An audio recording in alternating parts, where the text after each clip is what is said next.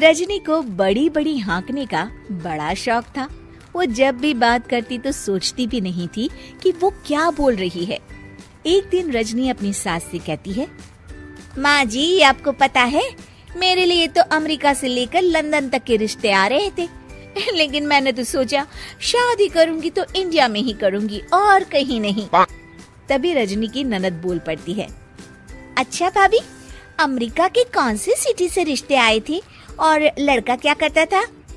अरे किसी मार्क करके कुछ नाम था, किसी सोशल नेटवर्किंग साइट के लिए काम करता था। भाभी, कहीं आप मार्क जुकरबर्ग की तो बात नहीं कर रही हैं? यही नाम था, तुम्हें कैसे पता? ननद मुंह बनाकर कहती है, दरअसल भाभी, उन लोगों की गाड़ी हमारे घर के सामने से ही निकली थी और आपके घर का पता पूछ रहे थे। रजनी समझ जाती है कि उसकी बात पकड़ी गई है, लेकिन वो जरा भी परेशान नहीं होती और रौब से कहती है, हाँ पता है, बहुत बड़ी बड़ी गाड़ियां थी उन लोगों के पास। रजनी ये कहकर वहाँ से निकल जाती है। एक दिन रजनी का पति ऑफिस के लिए तैयार हो रहा होता है और उसे देर हो रही थी। वो रजनी से कहता है, अरे रजनी, कहाँ हो? जल्दी से खाना दे दो।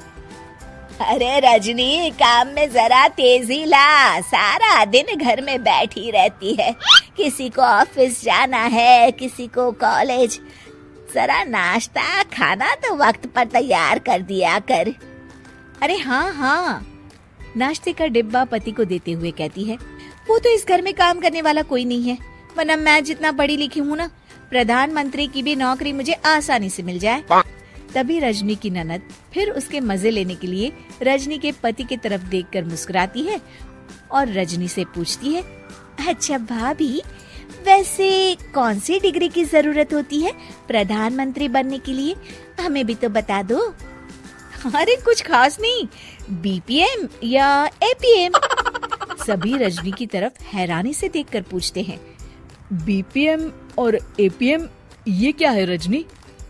रजनी अकड़कर कहती है, अरे पढ़े लिखे हो तो पता चले ना, बैचलर इन प्रधानमंत्री और मास्टर इन प्रधानमंत्री। अब क्या था, रजनी की ननद और पति मुंह छुपा छुपा कर हंसकर निकल जाते हैं। रजनी समझ नहीं पाती है कि आखिर हुआ क्या। खैर, रजनी की ये आदत दिन पर दिन वैसी ही रहती है। एक दिन रजनी अकेली एक पार्टी में जाती है, जहाँ रजनी की रिश्तेदार उससे कहती है, अरे रजनी, बहुत सुंदर साड़ी पहन रखी है, बहुत जच रही है तुम पर। अरे भाभी, कैसे नहीं जचेगी, पूरे 1.25 लाख की साड़ी है, वो डिजाइनर है ना जे वालिया, उसी के स्टोर से खरीदी है, ओरिजिनल है, ओरिजिनल। बस अब क्या था, पूरी पार्टी में ये बात आग की तरह फैल गई कि रजनी की साड़ी 1.25 लाख रुपए की है।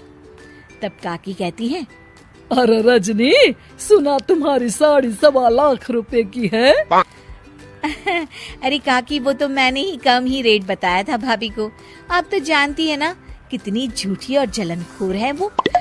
है तो ये साड़ी करीब 2 लाख रुपए की, लेकिन मैंने उन्हें 1.25 लाख ही बताई। हाँ।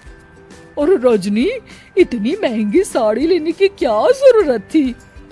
अरे ये तो कुछ नहीं है काकी, मेरी शादी का लहंगा तो मेरे पापा ने 80 लाख का दिलवाया था, हीरे लगे थे, हीरे मेरे लहंगे में। हाँ।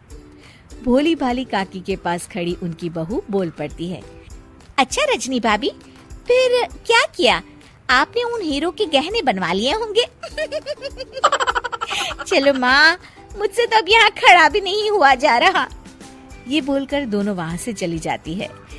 लेकिन रजनी की साड़ी तो चर्चा का विषय ही रहती है।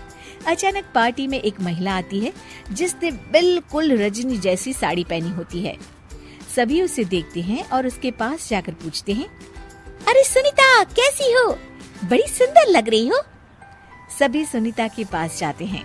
रजनी भी खड़ी होकर उसे देखती है और अपनी चोरी पकड़ी जाने पर घबरा रही होती है।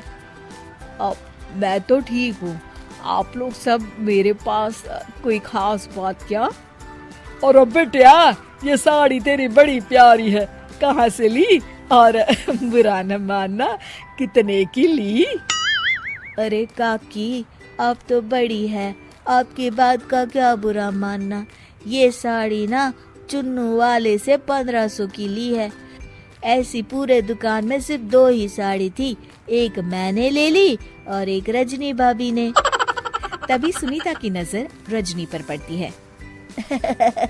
अरे रजनी भाभी, आपने भी वही साड़ी पहनी है।